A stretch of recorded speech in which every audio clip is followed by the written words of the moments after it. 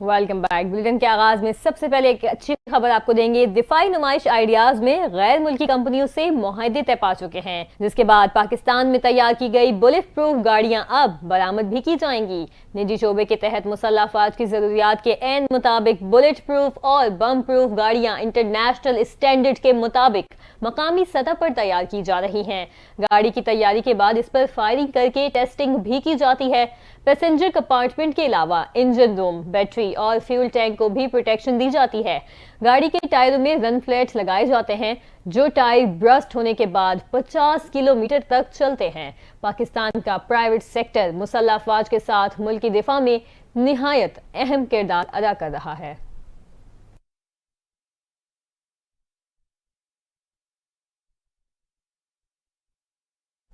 Chairman joint chief of staff committee general Sahir Shamshad Mirza نے کراچی میں عالمی دفاعی نمائش کا دورہ کیا۔ Chairman joint chief of staff committee مختلف اسٹالز پر گئے اور وہاں رکھے گئے جدید اسلحہ کا معائنہ کیا۔ جنرل ساحر شمشاد نے ترکیہ، آذربائیجان، جنوبی افریقہ، ارجنٹینا کے وزرائے دفاع، افواج کے کمانڈرز اور دیگر حکام سے بھی ملاقاتیں کی۔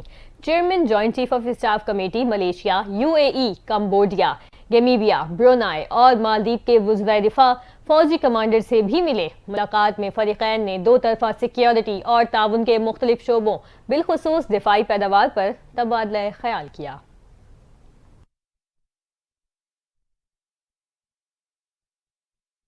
اب بات کریں گے PTI کے احتجاج کی، تو اسلام آباد میں احتجاج سے نمٹنے کے لیے وفاقی حکومت نے سندھ حکومت سے پولیس نفرید طلب کر لی ہے۔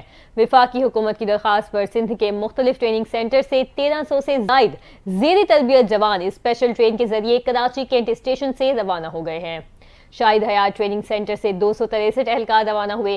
رازق آباد ٹریننگ سینٹر سے 228 اہلکار اسلام آباد جا رہے ہیں۔ حیدرآباد ٹریننگ سینٹر سے 215 اہلکار اور خیرپور سے 544 پولیس اہلکار اسلام آباد کے لیے روانہ ہو گئے۔ وفاقی حکومت نے نفری کو اپنے ہمراہ اینٹی رائٹس کٹس 1000 لانگ اور 1000 شارٹ شیل لانے کی بھی ہدایت کر دی ہے۔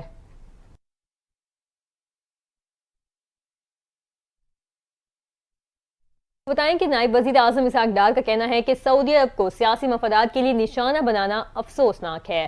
بشرا بی بی کے سعودی عرب سے متعلق بیان پر رد عمل دیتے ہوئے کہا کہ یہ اقدام مایوس ذہنیت کی عکاسی کرتا ہے۔ سیاسی قوتیں اپنے مقاصد کے لیے خارجہ پالیسی پر سمجھوتا کرنے سے بز رہیں۔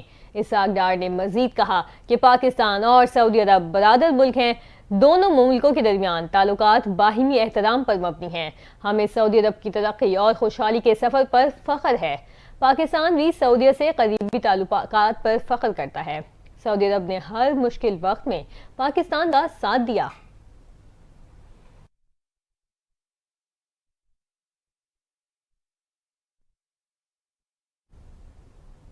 آگے بڑھیں، آپ کو بتائیں کہ برطانیہ نے ماحولیاتی تحفظ کے اقدامات اٹھانے کے لیے پاکستان میں 108 ملین پاؤنڈز کے منصوبے شروع کرنے کا اعلان کر دیا۔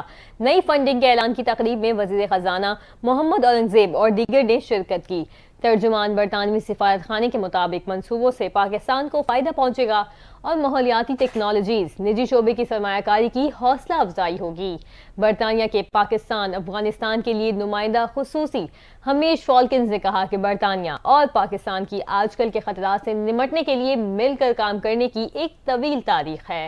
ہم پاکستانی عوام اور دنیا کو موسمیاتی تبدیلیوں سے پیدا ہونے والے چیلنجز سے نمٹنے کے لیے حکومت پاکستان کے ساتھ مل کر مقامی کاروباری اداروں کی مدد اور مہارت میں سرمایہ کاری کر رہے ہیں۔ انہوں نے کہا برطانیہ اور پاکستان کی شراکت داری مضبوط سے مضبوط تر ہوتی جا رہی ہے۔ یہ مشترکہ عالمی چیلنجوں سے نمٹنے کے لیے ضروری ہے۔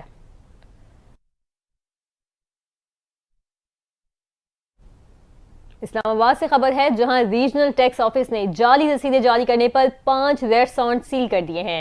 FBI کے مطابق صارفین کی شکایت پر ریسٹورانٹس کے خلاف کارروائی کی گئی۔ Point of sale tracking software ویئر کے ذریعے رسیدیں جعلی ہونے کی تصدیق کی گئی۔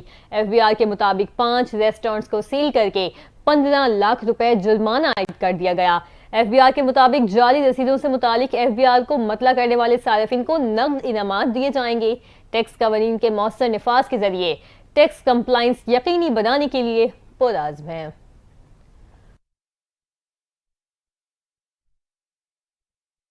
اور امریکہ سے خبر ہے جہاں نو منتخب امریکی صدر ڈونلڈ ٹرمپ نے فلوریڈا کی سابق اٹارنی جنرل پیم بونڈی کو اٹارنی جنرل نامزد کر دیا ہے۔ پیم بونڈی 2011 سے 2019 تک فلوریڈا کی پہلی خاتون اٹارنی جنرل رہی۔ وہ سینٹ میں ٹرمپ کے پہلے مواخذے کے دوران ان کی دفاعی وکیل بھی تھیں۔ ڈونلڈ ٹرمپ نے پیم بونڈی کا انتخاب کرتے ہوئے بیان میں کہا کہ پیم نے پرتشدد مجرموں کے خلاف سخت فیصلے کیے اور فلوریڈا کی عوام کے لیے سڑکوں کو محفوظ بنایا۔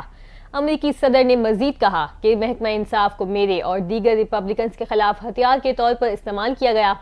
اب ایسا نہیں ہوگا۔ پیم بونڈی جرائم سے لڑنے اور امریکہ کو محفوظ بنانے کے مقصد پر توجہ مرکوز رکھیں گی۔ میٹ گیٹس نے بطور اٹارنی جنرل اپنا نام واپس لے لیا تھا۔